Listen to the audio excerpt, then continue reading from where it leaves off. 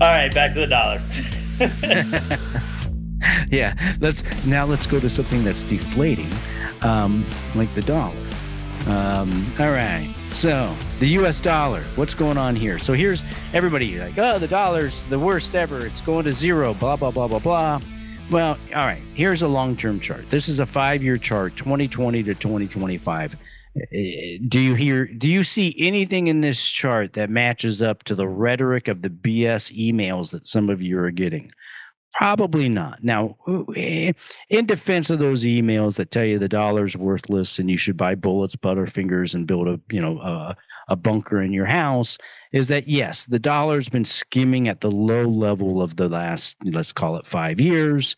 And it's right on a line that it either needs to find support, or if it breaks down, boy, maybe those things about silver getting to $500 are true, because you break down from these levels and probably metals are the winner. And I will tell you, 2026, has that threat. So here's an updated chart. This is something that we shared, I believe. This is what we shared last month. And we showed to you that this little zone right here is what we call no man's land. And this is the US dollar, has been kind of bouncing in this for a few months. But we were wanting to see after this little rise where this pivot starts, because if the market were to stop here and start to go up, this pattern would start to look like a bottom, Mike, because you're starting to stair step. The lows are getting higher and the highs get higher, so it's like a stair step. So we wanted to see. So fast forward to now, we wanted to see if we could hold that trend line. And now this is an updated chart of the dollar, and we did, still in no man's land, but this is where that pivot was. So it started to look like things were bottoming up until we wanted to take Greenland. So apparently the cost of Greenland or the cost of the Golden Dome that we want to build is this little move here in the dollar. So we're kind of in the same place we were last month. It's more constructive, but we're still kind of in this realm that if the next couple of days the dollar breaks down and goes back down to this bottom line, ooh, man, that could get metals really rocking, because it would give the impression that this is going to break, because this really looks like a bottoming pattern. So this week really matters for the US dollar. If it keeps going lower, boy, metals, blah, blah, blah, blah, baby. But if you keep getting squeezed between here, it doesn't mean metals trade is over. It just means we got to wait longer, another week. So stay tuned for next month, because next month we're going to really know what happens here in the dollar, and that's going to give us a real tell on both gold and silver. So it's really kind of like, hold your breath here. I moved a little fast. So that trend line really matters. And that's what we're going to be watching, because it's going to give us a big tell on what we do in other parts of the portfolio. So right now, dollar continues to be weak. We're watching for signs of reversal, because that's what you're supposed to do, is, what could happen against you. The question is always in investing is, how could I be wrong? Because if you're right, you're good. But if you're wrong, you need to know how to adjust quickly, because if plan A doesn't work out, you better have plan B really ready for you. So guys, dollar. Never wrong. What was that? As I tell my wife, I'm never wrong. Yeah, well, she married you. So she's wrong sometimes. But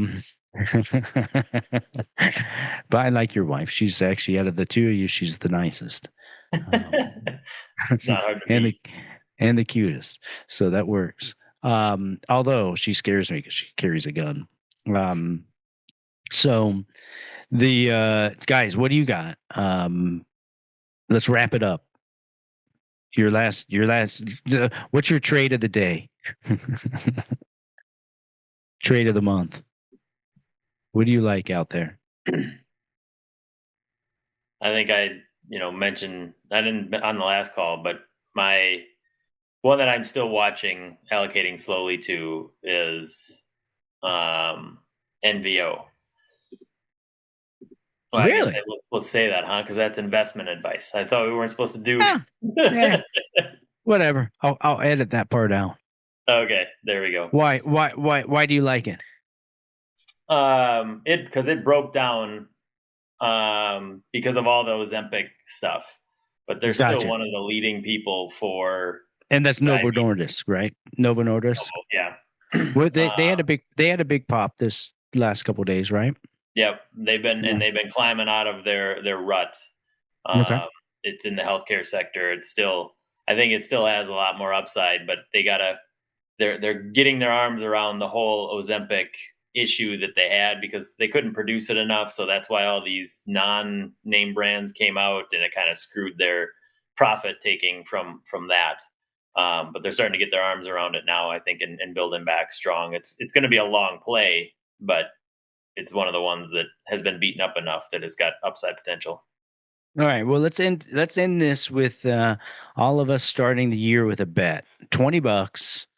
You each pick a sector that you like best for the year, and when we get to the end of the year, we'll look at whose sector and sector or a stock. Because what if we both like the same sector? Well, you could pick a stock or a sector. Either way, yeah. If you want to go with stock or sector, I'm fine with it. End of the year. Yeah, I'll put mine on the Novo. Yeah, you're gonna stay with the. All right, Justin. How about you?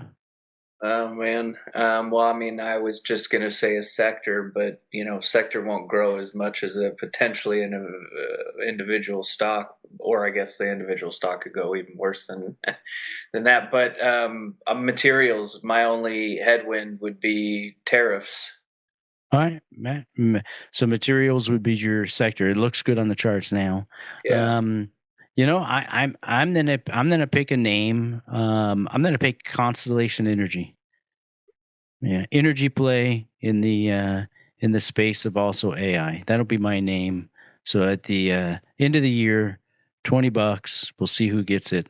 So all right, folks, let's wrap it up. So if you know a business owner, a friend, there's a lot happening in the 401k space. So if you go to the local restaurant, you go somewhere and you like that business owner, and they don't have a retirement plan, you should send them to us. And as a wrap up from today is what's our viewpoint on interest rates? Well, you know what? We went from no concerns to new concerns, and that prudent investors really, like if you're really conservative and you're not a Quiver client, you need to be examining the portfolio for your risk of higher for longer in interest rates, because that might be happening. We shall see.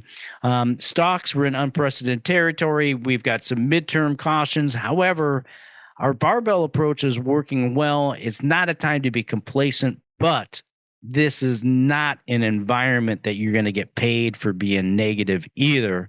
So look for opportunities. And in the world of metals, the rally is on. We're looking for signs of exhaustion. We think the next pivot would be told possibly by the US dollar or even watching the miners. So those are the things that we've gone on. But nonetheless, Happy New Year. And for all of us and gentlemen, until next month, enjoy yourselves. And thanks for joining. Happy New Year.